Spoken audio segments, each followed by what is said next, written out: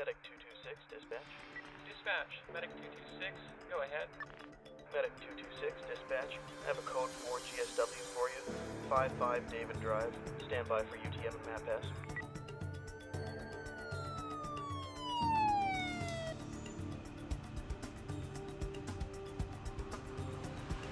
ABC, he's still alive? Jesus Christ, I can't even tell if this guy's conscious. Sir, can you hear me? I need you to squeeze my hand if you can hear me. You've been injured, and we're gonna take care of you. He's moving too much. I need you to stay calm and stay still. Pushing 20 megs of morphine. You gotta move this guy now.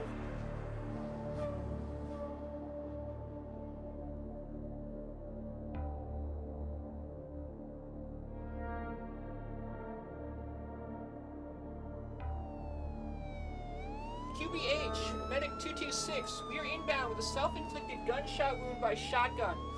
Extensive trauma to the face. I can see bone, but I don't see any gray matter. Patient is fading in and out of consciousness. Our ETA is, Sandy. 7 minutes if this bus gets out of my way. ETA is 7 minutes. I think this guy's awake again. All right, let's go. You're gonna be okay.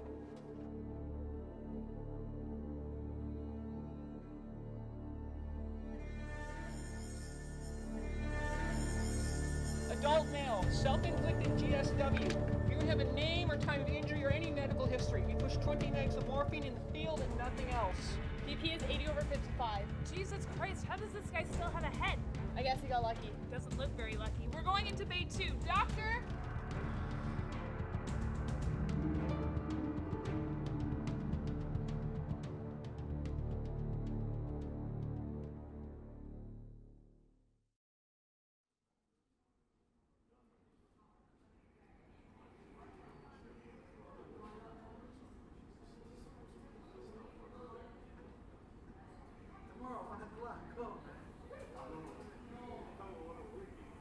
So I guess we're stuck waiting around for the police to show up. I realize it's important for the police to look into the shooting, but this was self-inflicted. Why do we have to sit around here because some guy almost took his head off? He almost killed himself, Court. Yeah, but it's not like he was even suicidal. He was drunk. He went up on a step ladder to get in his roof with a shotgun and took his face half the off. Why was he even trying to get on his ladder anyway? Why does anyone do anything when they're drunk?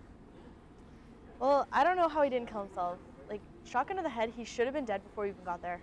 It was really more to the face rather than to the head. And I mean, we've seen people get killed by a lot less and a lot more. Remember that guy at Christmas? Oh yeah, that guy. He was a teacher and dad too. He just slips on his driveway in the wrong way and dies of cerebral hemorrhage. So why does he have to die? What? Why does a father and a school teacher have to die for no reason other than a patch of ice on his driveway? Meanwhile, faceless Joe in the driveway over there, he's probably going to survive. What did he do to survive? Well, that's really for God to decide. God? If we left things up to God, you and I, we wouldn't have jobs. The entire basis of the medical field is to keep God from getting his way. Well, God helps those who help themselves. And we help those who drunkenly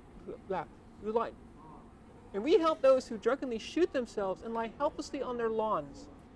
Don't think so highly of yourself. We help a lot of people. We help kids, families, the sick, and the poor. Now who's thinking highly of themselves? You know, things made a lot more sense in Afghanistan. Afghanistan? You think things were better in Afghanistan with bombs, Al-Qaeda, and guns? Yeah, things were way better in Afghanistan. No. I didn't say they were better in Afghanistan. I said they made sense. There's a difference. Over there, I mean, sure, my ambulance had 8 wheels, armor, and a machine gun on top. But things actually made sense over there. It was either our guys getting hurt by the bad guys, people getting hurt in attacks, maybe civilians getting hurt because the Air Force dropped the bomb in the wrong place. But that actually made sense to me. It was good people getting hurt, the good guys getting hurt by the bad guys, or good people getting accidentally hurt by bad people. That makes sense. Here, half of the time, people are stupidly hurting themselves, doing stupid things. And we just wind up as a taxi service being competent and careless. The law of inverse value. What? I never took physics. It's what we call it around here. Kind of a morbid joke, but it's got some truth to it. The law of inverse value. The less you contribute to society, the more trauma you sustain with minimal to no segue. That's horrible. We have a lot of people like drug addicts, criminals, and the mentally ill come in here over and over again. There's a guy who overdosed at least a dozen times, and every week he's walked out less than a week later. Meanwhile, some 10-year-old swallows pills from the medicine cabinet and dies of hyperaccurate liver failure in less than 14 hours. Frequent flyers were the frequent flyers. They actually died. Exactly. The people who do their best not to get into the hospital die on their first visit. Everyone living the most destructive lives you can imagine, they live to come in here, brought by you guys over again and over again. We've still brought in junkies DOA or even blue-collar people with crazy injuries, and they walk out just fine. But do you remember them? Kind of, but not really. We had a biker in here last year. Brought in dead, but he looked almost completely fine except for a head injury. I remember looking at his body. He was covered in tattoos and thinking, he can't be dead. He just got hit by a 2x4. So how's our patient doing anyway? The doctors think he'll probably make it, but he can't look forward to much of a life after he recovers. Took him to the OR to patch up what's left, but they didn't have a whole lot to work with. I can't believe he didn't suffer any brain injuries. It must have been the angle. All just kind of grazed his skull. It's his own fault anyway. People make mistakes. We see a lot of mistakes in here. You should know that. Whatever.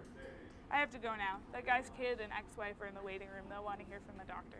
Oh, so he's a father too? Okay. Maybe everything's not all bad. Coffee?